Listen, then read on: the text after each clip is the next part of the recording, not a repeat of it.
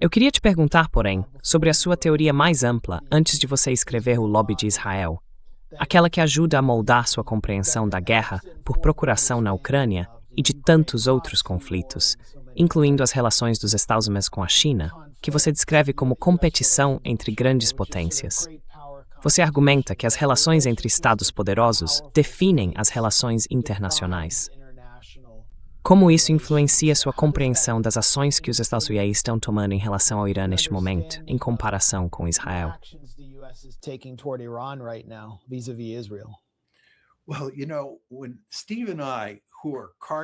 Bem, veja, quando Steve e eu, que somos realistas de carteirinha, escrevemos o artigo The Israel Lobby e depois o livro, vários de nossos colegas na área disseram: vocês percebem que a tese do livro sobre o lobby israelense contradiz a teoria realista de vocês? E eles esperavam que respondêssemos: não, não contradiz. Mas dissemos: contradiz completamente a nossa teoria. Nossa teoria é que os Estados Unidos devem agir de maneira estrategicamente inteligente no cenário mundial e que as relações entre grandes potências são o que mais importa. Não há razão para que os Estados Unidos deixem que uma potência menor como Israel atrapalhe um comportamento estratégico.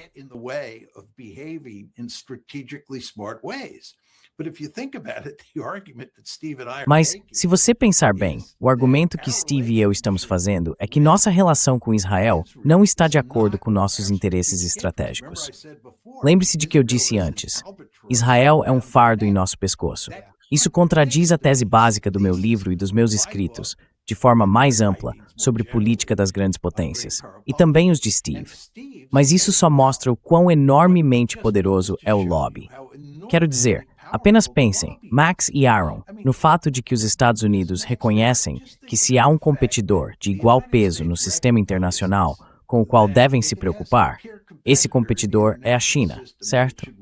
E é por isso que Hillary Clinton anunciou em 2011 que iríamos fazer um pivô para a Ásia.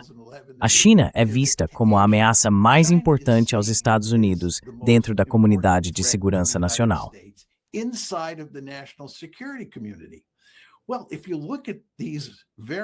Bem, se você observar essas várias guerras que estamos travando no Oriente Médio, a primeira, é claro, foi a Guerra de 12 dias em junho passado. E agora olha para esse conflito, isso está prejudicando seriamente nossa capacidade de conter a China no leste asiático. Estamos retirando os sistemas THAAD e Patriots da Coreia do Sul e do Japão. Isso é realmente notável.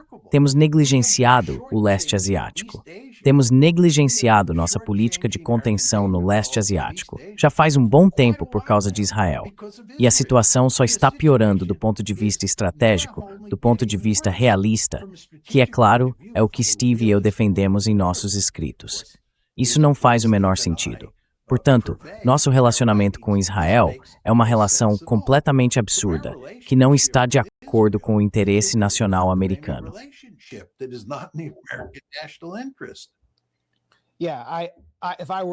Sim, se eu fosse um imperialista sob uma perspectiva realista, eu estaria furioso agora com o que os Estados Unidos estão fazendo, porque parece que os Estados Unidos estão à beira de perder sua posição no Golfo Pérsico e todas as suas bases avançadas que cercam o Irã.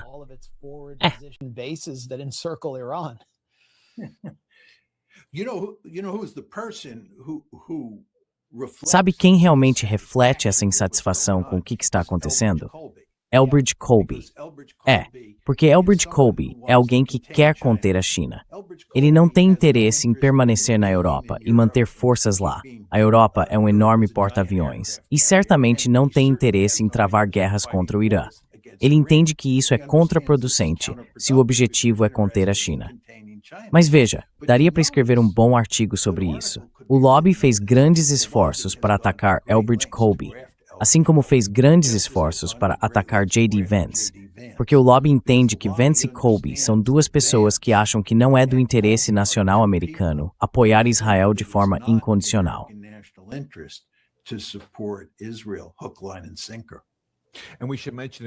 E devemos mencionar nesse contexto que quando Tulsi Gabbard tentou trazer o tenente-coronel Daniel Davis, que você conhece, John, como seu principal assessor, o lobby basicamente bloqueou sua candidatura. Ah, este, que o exemplo disso, voltando à época em que escrevemos o livro, é o Chas Freeman. Sim, Quer dizer, Barack Obama ia nomear Chas Freeman, se não me engano, chefe do Conselho Nacional de Inteligência, se minha memória estiver correta. E eles fizeram um enorme esforço para impedir isso. E Chas retirou seu nome como resultado. Quero dizer, Chas é um homem notavelmente inteligente, com uma experiência impressionante. É uma pessoa de grande integridade. Aliás, ele e eu discordamos completamente sobre toda a questão de conter a China. Então não é como se eu concordasse com ele em tudo. Mas poxa, quando você começa a falar sobre o tipo de pessoa que gostaria de ter nos cargos mais altos de qualquer governo, Chas Freeman estaria no topo da minha lista. Mas o lobby derrubou sua indicação nos primeiros dias do governo Obama. E sabe, eles fazem esse tipo de coisa o tempo todo.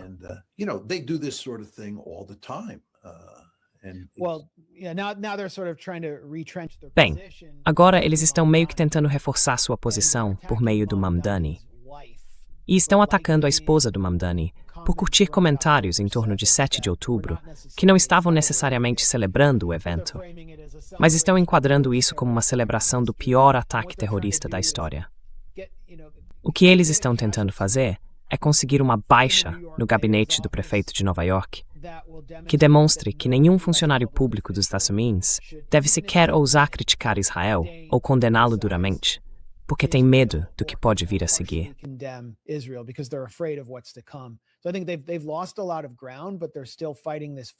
Então, acho que eles perderam muito terreno, mas ainda estão travando essa luta para eliminar qualquer pessoa associada a qualquer autoridade pública que sequer se aproxime da posição do nosso público. E estão tentando fazer deles um exemplo. Parece algo interminável. Eles nunca jamais aceitarão a derrota.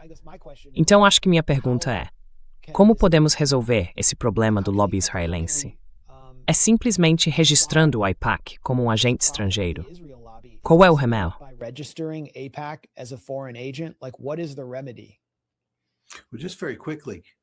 Bem, só muito rapidamente, as duas palavras que eu usaria para descrever o lobby, que acho que combinam bem com o que você acabou de dizer, Max, são implacável e impiedoso. Essas são as duas palavras que sempre me vêm à mente. E rico. E dinheiro too. O dinheiro realmente importa aqui. Veja, a verdade é que vai haver uma grande batalha em torno do lobby e do relacionamento entre os Estados e Israel daqui para frente. Como tudo isso vai se desenrolar, acho muito difícil dizer, mas agora está tudo às claras. E o que está acontecendo na guerra com o Irã, como descrevemos, é reconhecido por todo tipo de gente. E sabe, não somos mais só nós três por aí expondo o que o lobby está fazendo e como isso não está de acordo com os interesses estratégicos ou morais dos Estados Unidos. Pessoas como Tucker Carlson e Megyn Kelly agora estão envolvidas. Gosto de me referir a elas como pessoas que cruzaram o Rubicão.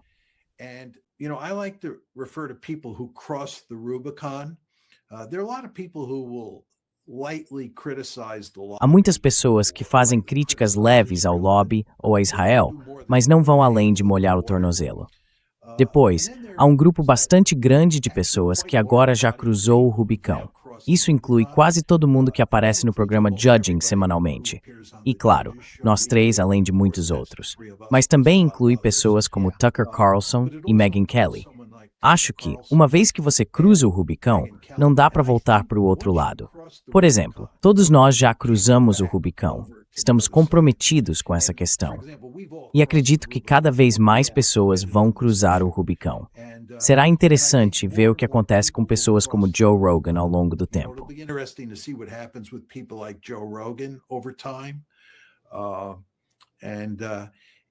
O Partido Democrata também, onde apoiar Israel está se tornando cada vez mais insustentável se você quiser ser um político eleito.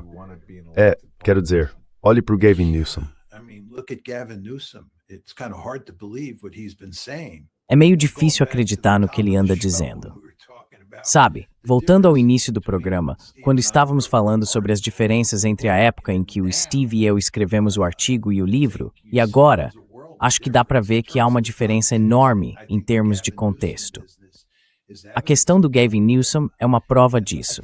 Acho que essa disputa vai se desenrolar com o tempo, e é muito difícil prever como vai acabar. Eu destacaria que se a guerra com o Irã der errado, isso será uma péssima notícia para o lobby.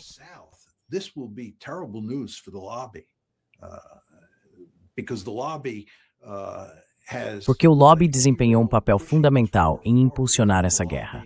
Foram o lobby e o primeiro-ministro Netanyahu, como dissemos antes, as duas principais forças que impulsionaram essa guerra e convenceram Trump a realizá-la. E se isso se transformar em um fiasco, será um grande problema para o lobby.